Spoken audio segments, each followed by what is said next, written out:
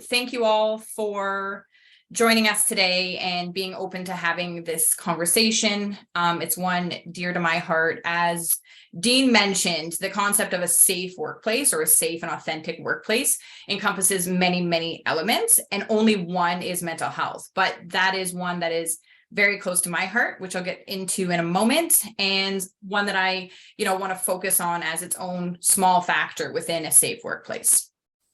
So I'll tell you a little bit about myself. Let me just, hang on, going backwards because I want to minimize all of this. You can see the slides. So I'll tell you a little bit about myself, or the story of Liz. I don't recall a time in my life when I did not struggle with my mental health and with mental illness. I experienced my first panic attack at age 10. And back at that time, which I will not admit to when that was, mental health was not something that was freely discussed, and mental health resources were not readily available, nor were they often publicized. And so my behaviors at the time and going forward were chalked up to, teenage angst and behavioral issues, if you will. So my avoidance behaviors began at age 15. I started avoiding places I had once loved, avoiding hobbies that I had once enjoyed. I dropped out of high school at age 16, and I stopped leaving my home entirely at age 19. From that point on, I functioned, and I use that term loosely, up until age 32 in secret. I didn't leave my home, and I found ways to work through it. During that time, I earned 3 degrees. I started a business. I got married a block from my house, and I'm now an executive with one of Canada's largest private lenders. And I say that not looking for accolade, but to point out that I seemed and appeared to everyone to be functioning at the highest level externally. And internally, I was struggling to get out of bed. And so it's important that when we view the world around us, we don't assume, oh, she's smiling, he just gave a great presentation, everything is fine. That may not be the case. So I ended up taking a medical leave from my job at age 33. I was just struggling right at the beginning of the pandemic. And during that time, I sought help for the first time. And as part of that journey, I was diagnosed with a generalized anxiety disorder, an illness anxiety disorder with obsessive features, panic disorder, agoraphobia, depression, and PTSD. It's a long list, but I'm now and have been undergoing treatment and taking large steps forward in my journey. As part of that, I decided to publicly speak out about my mental health journey for the first time at 34, so about a year into my treatment, my therapy. And the response was so positive and so uplifting. And for the first time, I wasn't alone, and I helped others not feel alone. And I have not been able to stop. And I am so driven to give a voice to people who just aren't ready to speak out, or who don't know how to speak out, or simply cannot speak out. And so that's why I'm here today having this conversation with all of you. So just to kind of get started, I think it's important to define the paradox or the contradiction between mental illness and mental health. So mental illness are specific conditions that you're diagnosed with, usually involving changes or deficiencies in emotion, thinking, behavior, or any combination that can and do impact your behaviors or your ability to function. Mental health, by contrast, is the actual state of your psychological and emotional well-being. And it's important to contrast the two, because it is very possible to have severe mental illness and excellent mental health, just like it is possible to have no mental illness and severe mental health challenges. They do not necessarily go hand in hand. They can definitely correlate and do, but you can also struggle and not have a diagnostic defect, if you will, of your psychological health. And it's just important to keep that in mind as we talk forward, because so many people so often assume, oh, you don't actually have a mental illness, you'll be fine, you're just stressed. You're just stressed. You just need to rest a little bit. Don't worry so much. If you worried less, you'd be fine. So I just want to keep that in mind as we move through this. So this is some mental health statistics. All of us talk a lot every day about mental health. It's in the news. It's being spoken about publicly. It's sort of been a bit of a a bit of a revelation for individuals, especially since the onset of the COVID-19 pandemic. However, with that being said, a lot of people do not realize exactly how high these numbers are. For example, 1 in 5 Canadians experiences a mental illness every single year. And of individuals, of all Canadians who reach age 40, at least 50% of them have or have had a mental illness. That is half of our population at age 40 has experienced a mental illness. When it comes to the workplace, 47% of working Canadians do agree that work is the most stressful part of their day, but almost 40% of them wouldn't say a word to their manager. They wouldn't admit to having those challenges. And 43% would appreciate more support from their leadership team in these situations. Now, the reason I bring these stats up is because there's been a lot of talk about pandemics lately, obviously, and epidemics, the obesity epidemic and the opioid epidemic and the diabetes epidemic. But what we're not talking about is the mental health epidemic. In fact, mental health causes an increase of up to 150% of coronary disease. More importantly, it can actually reduce lifespan when we're looking at mental illnesses and substance use disorders of up to 20 years. That is more than alcohol and smoking combined. It is the third, most popular reason, if you will, for long-term disability, and is attributed 30% and is attributed to as many as 25% of deaths. Now, to be clear, those are very dramatic numbers. Obviously, there are extenuating factors. We are looking at incorporating things like suicide or substance use disorders or life decisions. So people becoming sedentary, increasing the risk of obesity because they're afraid to leave their home.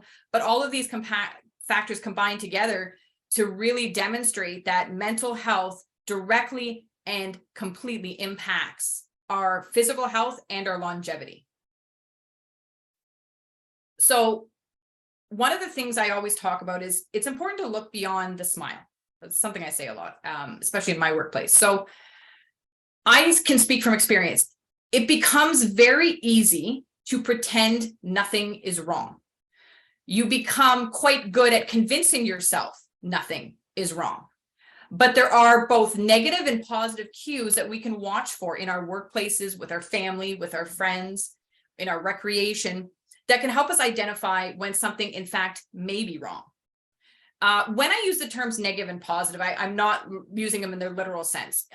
When we're talking about mental health, we're talking about negativity in that it's the removal of something, and in positivity, it's the addition of something. So to illustrate some negative cues: increase in tardiness or absenteeism, withdrawal from work groups or functions, decline in performance, or overall, maybe they're less effective or less efficient.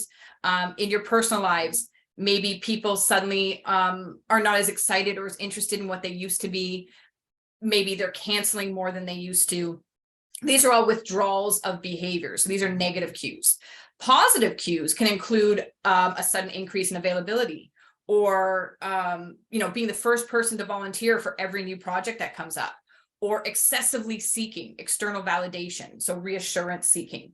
These can, not always, but these can be cues that there is something more happening, and we should make that effort to try to look a little bit deeper and see if we can detect what that is. So when we're identifying some of these issues, one of the things that it is an integral part of a leadership team is to create a safe workplace. And in terms of mental health, what is a safe workplace? A safe workplace is authentic, it's transparent, it's open, and it's forgiving.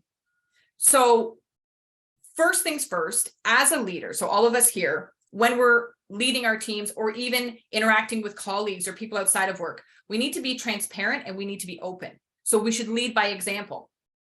That doesn't mean you need to come forward with your specific experiences with mental health. What you're trying to do is trying to show that you can be vulnerable and you have been vulnerable, and that you welcome that vulnerability in others. We can do things like offering mental health days, but we don't define them. So labeling it a mental health day or labeling it a sick day in and of itself can deter people from wanting to take them. Maybe they're not ready to admit to themselves or to others that they're struggling. Maybe they just need to be able to create that space for themselves. And forcing them to request a quote unquote mental health day or a sick day, maybe forcing them to disclose something they're not ready to. And thus, maybe they don't ask for that space because they don't want to expose part of themselves they're not ready to expose. It's not up to us to do that for them. So just call it, a personal leave day, which is what I try to embody. Implement training for management and leadership. Kind of an obvious one, but education and awareness is key. We want to foster active listening and proactive intervention. And active listening is more than just hearing what someone's saying. It's hearing it, it's absorbing, it's questioning, it's finding more out of less.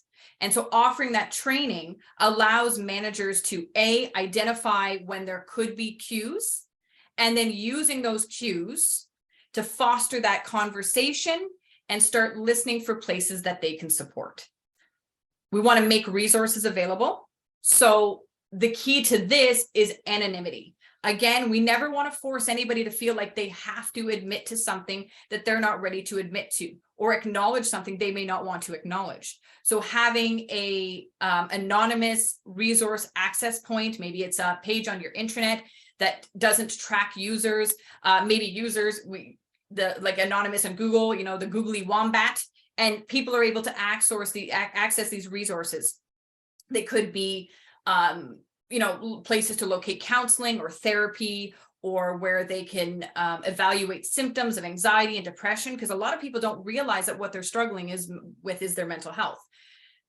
Putting together these resource pages and making them available where they don't have to request them from anybody and nobody knows they've accessed them is key to encouraging engagement and adoption with them. And lastly, we want to build a connection. So you want to implement regular communications, but not about the job, not about the work, not a performance review, just a conversation. Take note of key things, struggles or successes, kids' names and pets' names and their hobbies and sports events, favorite sports teams or musicians, things that allow you to connect at a personal level and allow you to see more than just the numbers, more than just the employee ID or their most recent presentation, that allows you to see the person behind it all. So once we've created a safe place, we have to operate within the safe place. And so how do we do that? By supporting and by caring. There are some do's and there are some do nots. So do not placate, diminish, or minimize. This invalidates their feelings and experiences. What they are feeling is valid and real. Acknowledge it. It is not up to you to decide what somebody else should or should not experience. You may love spiders and have a pet tarantula, and the sight of a daddy long legs may set somebody into tears. That is their right. And to minimize or invalidate that, it's just a little spider, it won't hurt you, is not fair, and it's abusive. So that is one of the things we need to be aware of. Everybody is entitled to their own feelings. 2, do not incorporate your perceptions of their struggles in your assessment of their needs or their performance. I see this with a lot of firms that I work with, where managers inherently and subconsciously, as they're conducting performance reviews or carrying out conversations with other managers or making decisions, they're incorporating some of those cues and some of the challenges that people have faced as part of their performance. That has to be cut out. That part has to be removed and bottled up. We don't judge someone's performance on their diabetes or their cancer treatment, and we certainly shouldn't for their anxiety or depression either. Lastly, most importantly, do not assume you know what they need. Your story is not their story. Your experiences are not theirs, and no one experiences it the same way. A great example is grief. So you may have lost a parent, and for you, you took a week off and you were with your family and you mourned and you grieved, and that is what you needed in that moment. And someone you work with loses a parent and they return to work the next day. Do not say to them, you should take some time off and relax, be away, be with your family. That may not be what they need. By attending work, they may be telling you that's where they need to be. That is what they need in their moment. It is not up to anybody to tell anybody else what they need. To illustrate for myself, when I am struggling with my anxiety and I am feeling overwhelmed and starting to display some of my cues, I have in the past experienced the removal of responsibility because it was determined, okay, well, we'll just take some responsibilities away and she'll feel better. Unfortunately for me, the negative happened, the opposite, where I did not feel better. I did not feel supported. I felt like I had let everybody down and like everybody needed to protect me. Like I was diminished in some way. So we address that by ensuring we ask. The simple answer is if somebody is struggling, you say, please tell me what I can do to support you. And sometimes the answer is nothing. So what can we do? Build in reasonable accommodations. So allow for flex work or flex time if possible. Don't mandate video calls or offer additional personal emergency leave. Provide supplies if needed. Don't call on them, or if you need them to share at a meeting, maybe warn them in advance.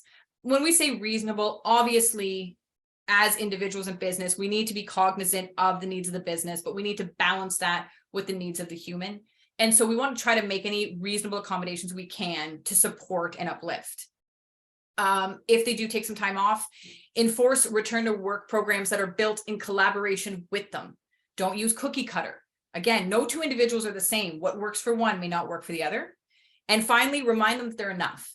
That though sometimes it may not feel like it, though sometimes they may be late, or they may miss a presentation, or their numbers are way off, that's fine.